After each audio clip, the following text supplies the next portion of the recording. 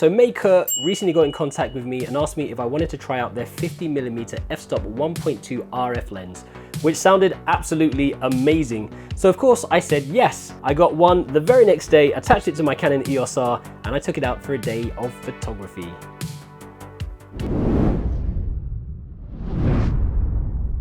We're here at the fun fair.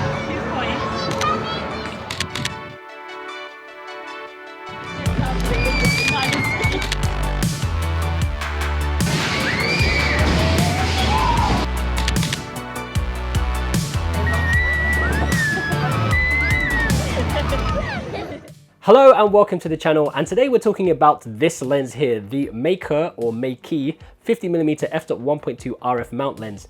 Now this lens is fully manual, where you have a ring that controls the aperture and another ring that controls the focus.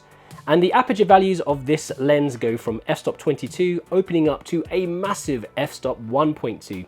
When it comes to focusing, you also have a minimum focus distance of 0.6 meters. When it comes to build quality, you get a full metal body with a plastic cap and a plastic lens hood. And just having this lens in your hand, you can tell that Meike have spent some time crafting this excellent little lens. It weighs in at around 620 grams and it fits very well on the mirrorless Canon EOS-R. As well as that, the focus and aperture rings both have a nice solid feel about them. This is a quality piece of kit. Now, I already own the 50mm 1.4 and 1.8 Canon EF lenses that I can use with the EOS-R and an adapter, but having a 50mm 1.2 native RF mount is such a premium offering. I was really excited to get outside and test it out. But just a quick FYI, because it's a manual lens, you need to release the shutter on your EOS-R in order to shoot photos and videos with this lens.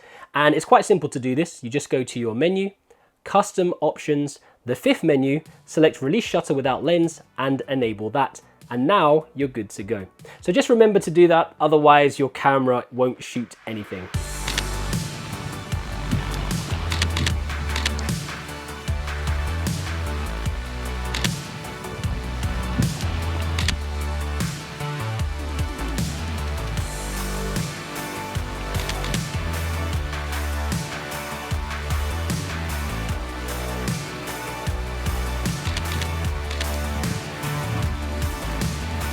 So I don't have any filters that work on this currently, and the problem with that is we're in bright sunlight here. Trying to utilize that f-stop 1.2 means I'm shooting at a shutter speed of 1/8000. Really need to get some filters on this thing to be able to utilize that 1.2. It's not too bad for photography, but as soon as you start trying to shoot video, holding that frame rate of 1/50 for your 24 or 25 frames per second, you're going to have problems trying to use that 1.2.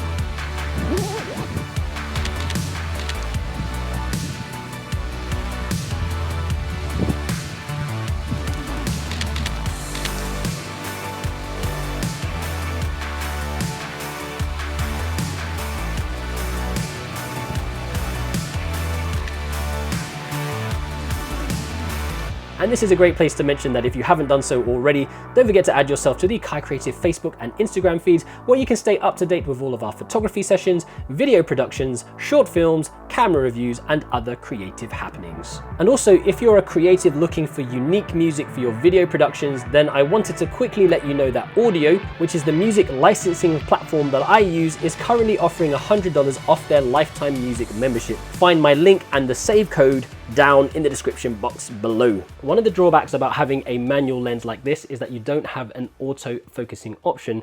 So if you were considering using the dual pixel autofocus on your Canon EOS-R, think again. This makes things slightly tricky for the lazy Canon users among us, like me, who have become accustomed to Canon's advanced face and eye tracking, or just tapping the screen and getting immediate focus. Nope, instead you actually have to go old school. You have to do some real work.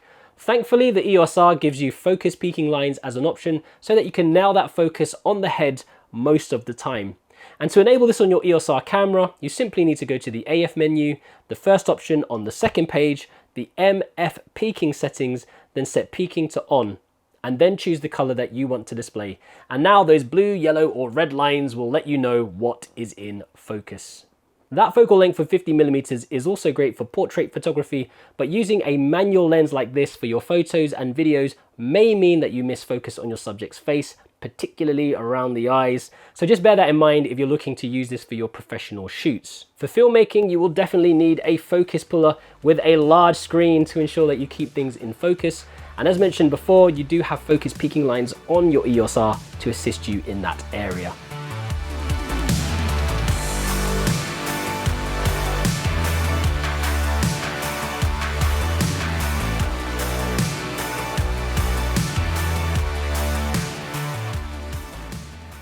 So here are some controlled shots that we took inside the studio with that f-stop of 1.2. And if we zoom into the eyes here, you will see that this one eye is in focus and this one is just a tad soft. And that is what happens when you're shooting at 1.2. Really, using the focus peaking lines as well, it is really hit and miss, as you can see here, shooting at f-stop 1.2. And I think we've got the same example here. If we zoom in, we can see that there's sharp focus on the left eye and the right eye is very soft. And then even just on the hairs on the eyebrow, you can see that it's very, very sharp here and then very soft over here. Another example I quickly want to look at is this picture here. This boat was actually a few hundred feet away from us where we were standing on the opposite bank of the riverside. And if we zoom in, we've actually got the silhouette of the seagull there, but also of the boat itself. We zoom in, we can actually make out the numbers like 44423 and the name of the boat as well. I think it's Patara. Clearly no smoking on this boat. It must be carrying a lot of fuel, and really for the cost of this lens you're going to be hard pressed to find something with an aperture of 1.2 that has this kind of quality. So definitely a thumbs up from me to the Meike 50mm 1.2. So the two main selling points of this lens are going to be the f-stop 1.2 aperture and the cost. This lens currently costs around $360 or £260.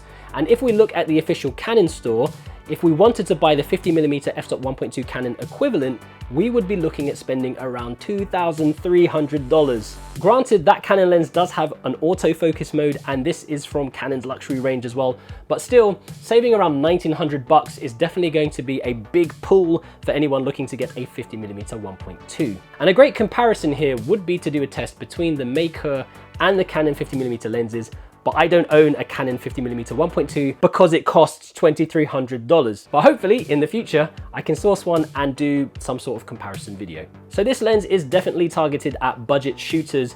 And to be honest, for the price, the build quality, and the pictures, especially those that you can take at f-stop 1.2, you're going to be hard pressed to find something cheaper out there that does a similar job. So what do you guys think? Are you in the market for a lens similar to the Meike or Meike 50mm f-stop 1.2?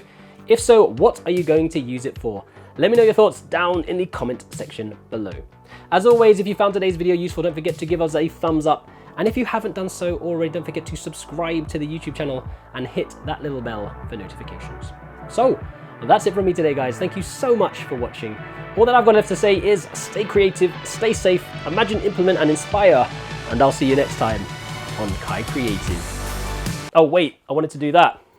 That thing, I was gonna do that. I don't even know if you can see my eye. It's crazy massive, 1.2.